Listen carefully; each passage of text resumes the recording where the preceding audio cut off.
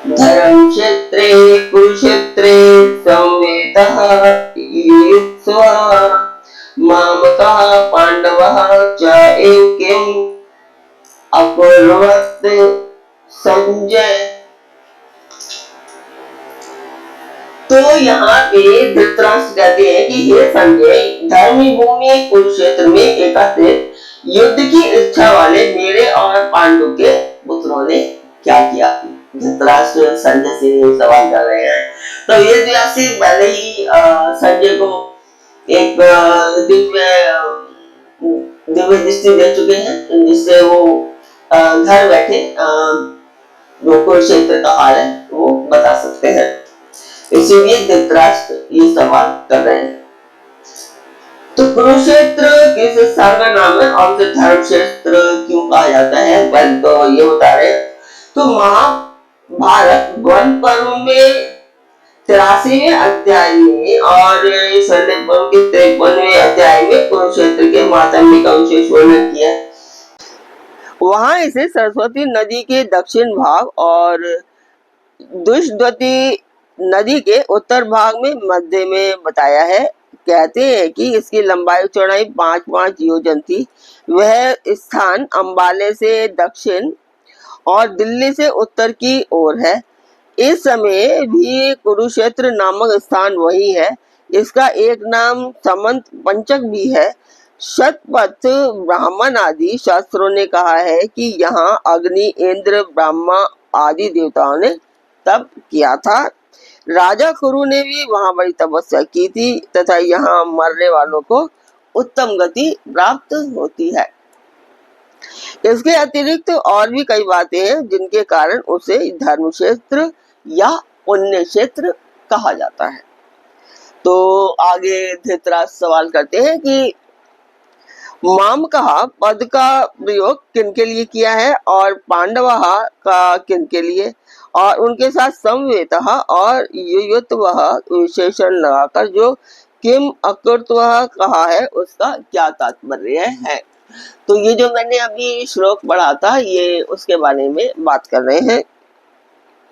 तो धृतराष्ट्र के पूछने पर संजय उन्हें बताते हैं कि माम कहा पद का प्रयोग धृतराष्ट्र ने निजी पक्ष के समस्त योद्धाओं सहित अपने दुर्योधन आदि 100 पुत्रों के लिए कहा है, और पांडवः पद का युधिष्ठिर पक्ष के सब योद्धाओं सहित युधिष्ठिर आदि 5 भाइयों के लिए, संवेतः और युयुत्सवः विशेषण देकर और किम अकृत्व कह करके धृतराष्ट्र ने गत 10 दिनों के भीषण युद्ध का पूरा विवरण जानने को कहा है कि युद्ध के लिए एकत्रित इन सब लोगों ने युद्ध का प्रारंभ कैसे किया, कौन किसके कैसे भिड़े और किसके द्वारा कौन किस प्रकार कब मारे गए इत्यादि।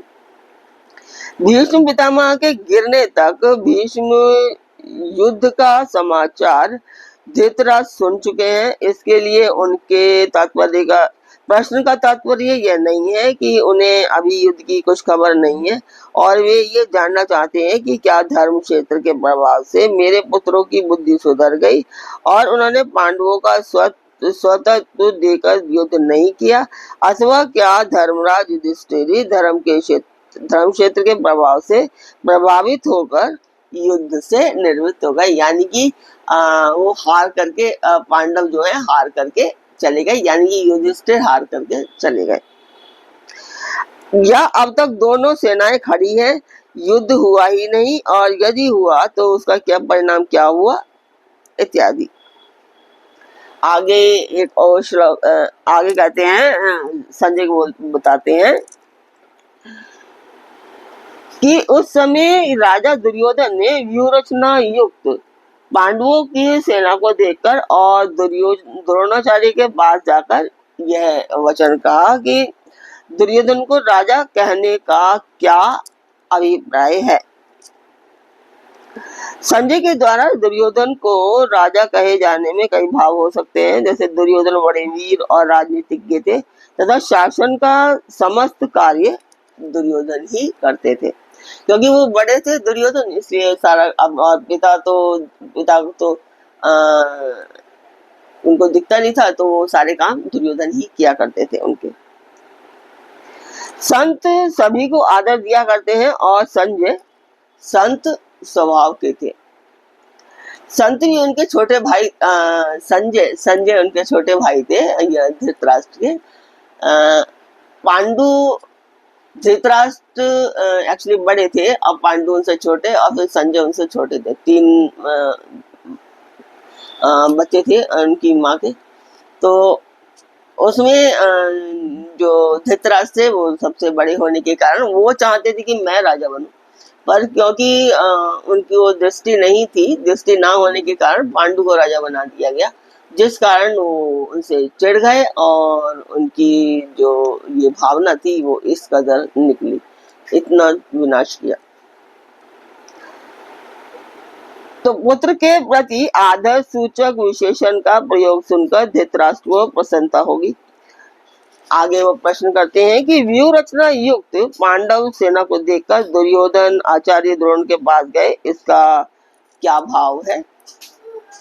तो आज का पाठ मैं यहीं पूर्ण करती हूँ। कल फिर मिलेंगे एक नए पाठ में, एक नए मन, एक नई तरंग के साथ। तब तक ओम कृष्णाय नमः।